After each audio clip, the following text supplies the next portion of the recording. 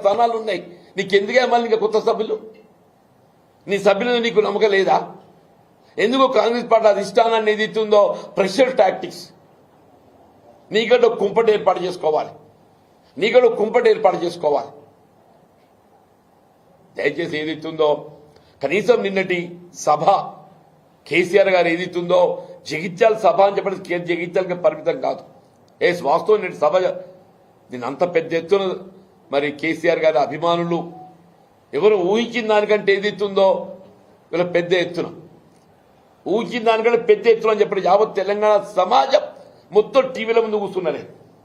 జగిత్యాల రోడ్ల మీద ఎట్లయితే ఎల్ఈడీల ముందు కూర్చున్నారో ఆ 8 గంటల సమయం లోపల ఎప్పుడు కేసీఆర్ గారు మాట్లాడతారు, ఏం మాట్లాడతారు, మా భవిష్యత్తు ఎట్లా నిర్దేశిస్తారు, మాకేం ప్రణాళిక ఇస్తారు అని ఆలోచిస్తున్న మొత్తం టీవీల ముందు కూర్చున్నారా. ఈయన రేవంత్ రెడ్డి అడ్డుకుందాం ఎన్ని కుట్రలు చేసినా కానీ నిన్న రేటింగ్ చూపెడుతుంది సంజయ్ వీళ్ళ కోర్టు ఎమ్మెల్యే గారు రేటింగ్ ఎట్లా పోయింది అని చెప్పాలి. వ్యూవర్స్ ఏదైతుందో మీకు తెలుస్తుంది కదనే, ఛానల్స్ ఏదైతుందో ఇక్కడ కేసీఆర్ గారి ప్రసంగం అవుతుంటే అదే సమయానికి రేవంత్ రెడ్డి అక్కడ నేను ముఖ్యమంత్రిని కదా నాకు చూడు అని చెప్పాను. సూచనుడు కావాలి కదా.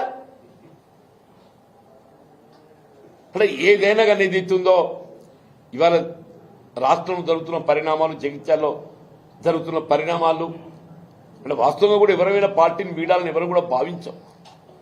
వాస్తవంగా సఫికేషన్ 20 మాసాలు ఏదైతుందో నేను నిజంగా కూడా నేను అంటే మానసికంగా నేను ఎదుర్కొన్నటువంటి ఒక ఇబ్బందులు క్షోభొచ్చే కేసీఆర్ గారు ఏదైతుందో పెద్ద మనసుతో నిన్న చెప్పాను నేను బహిరంగ సభలో. కేసీఆర్ గారు పెద్ద మనసుతో ఏదైతే నాకు చేయూతనిచ్చిండ్రు, నన్ను హక్కును చేర్చుకున్నారని చెప్పంటారు, నా హక్కును చేర్చుకున్నారని చెప్పంటున్నాను. నాకు బీఆర్ఎస్ పార్టీలో చేరే అవకాశం కల్పించి నా ప్రజా జీవితానికి ఒక నూతన అధ్యాయం ఆరంభింపబడ్డదంటున్నా.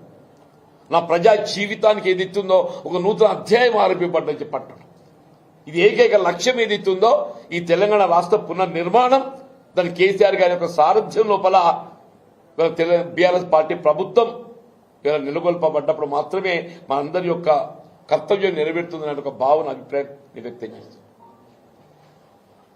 సీఎం రేవంత్ రెడ్డి ఏమంటున్నారు, పదవి లేకుండా ఒక ఏడాది కూడా ఉండలేకపోయారా జీవన్ రెడ్డి అని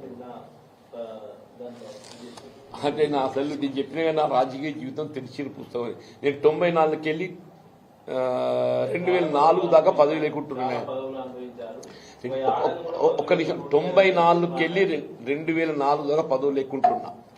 2014 నుంచి ఏదైతుందో 23 దాకా పదవి లేకుండా ఎన్నప్పుడు పదవి కాదు, శాసన మండలి సభ్యత్వం కూడా ఏదైతుందో రాజకీయాలకు అతీతంగా నాకు అవకాశం వచ్చింది. నాకు నిజంగానే పదవి కావాలని కోరుకున్నట్టయితే నేను ఇప్పుడే చెప్పాను, నేను నాకు పార్టీ ప్రయాణ చట్టం కూడా అడ్డు లేకుండే. 2019లో నీ ఏకైక శాసన మండలి సభ్యుని కాబట్టి నాకు పదవి లేకుండా కూడా పార్టీ ప్రయాణ చట్టం నాకు అడ్డు లేకుండే. వీళ్ళ పదవి కాదు, వాళ్ళకి పదవి వస్తలేదు. ఇక్కడ కేసీఆర్ గారు ఏదైతుందో నాకు పోరాట లక్ష్యం అని చెప్పడం, వీళ్ళ ప్రజాక్షేత్రం లోపల ఏదైతుందో ప్రజల పక్షాన్ని నిలబడి పోరాటం చేసేటువంటి ఒక బాధ్యత చెప్పంటున్నా. ఇది పదవి కాదు. అందరం కూడా మీరు 2 ఏళ్ళు రోడ్ల మీదనే ఉండాలి. పదవుల కోసం వెంపర్లాడేది రేవంత్ రెడ్డి. ఆయన ఎవరు వేం నరేందర్ రెడ్డి ఏం సేవ చేసిందే కాంగ్రెస్ పార్టీకి? వేం నరేందర్ రెడ్డి అనే అతడు ఏదైతుందో కాంగ్రెస్ పార్టీకి ఏం సేవ చేసిందని చెప్పంటు నేను. ఇవాళ రేవంత్ రెడ్డి గారికి ఒక వ్యక్తిగత సహాయకుడు, ఆ చిన్నారెడ్డి గారికి ఇచ్చేది ఉంటే నేను అడగలే రాజ్యసభ. మీకు తెలుసో తెలియదు నాయన, నేను ప్రభుత్వం ఏర్పడ్డ నాడు కూడా నాకు మంత్రి పదవి కావాలని చెప్పి నేను ఢిల్లీ పోలే.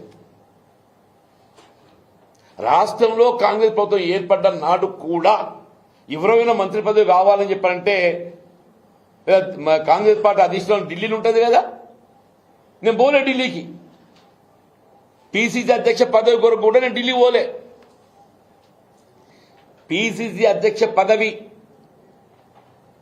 నా పేరు ప్రకటింపబడి ఇదే పెట్టుబడిదారుల కుట్రతో ఎప్పుడైతే అది నిలిపివేయబడడం జరిగిందో నేను మళ్ళీ ప్రయత్నంలో భాగంగా నాకు కావాలని చెప్పి నేను ఢిల్లీ పోలే.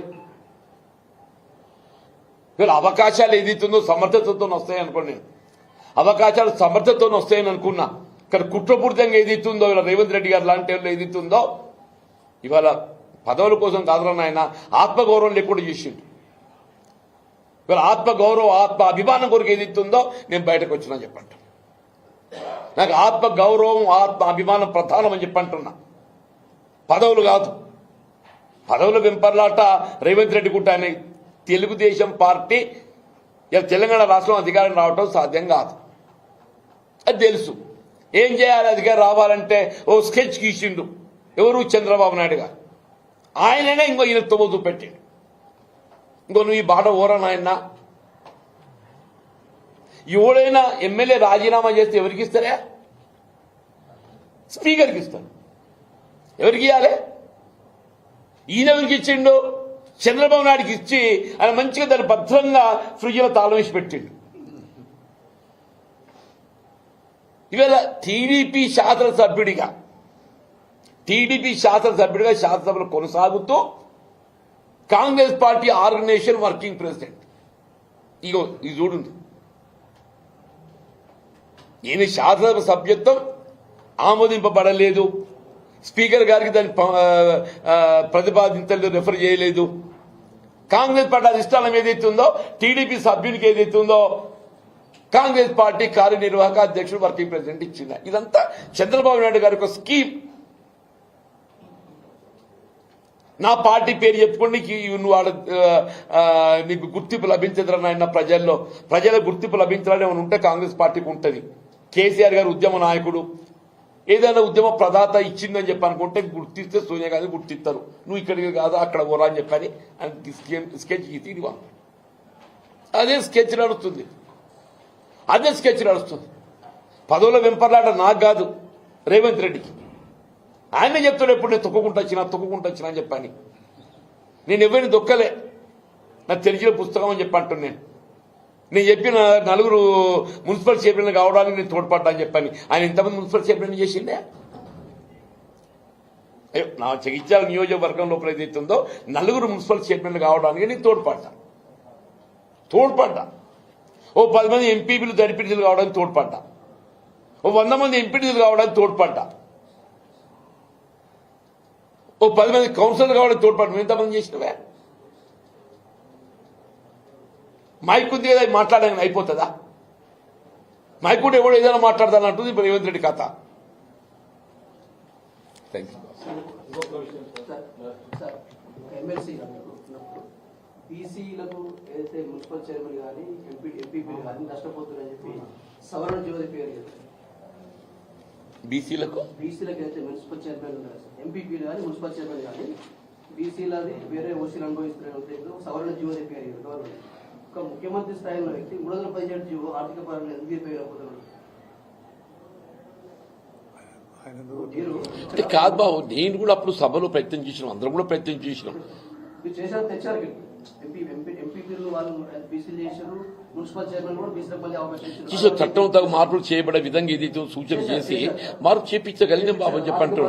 317 జీవో కూడా మార్చడానికి నా సలహాలు సూచనలు ఇచ్చిన బాబు. నేను అంటున్నాను, నేను సలహాలు సూచనలు ఇచ్చిన, నేను శాసన మండలి వేదికగా మాట్లాడి నేను పాటించినోడు కావాలి కదనే.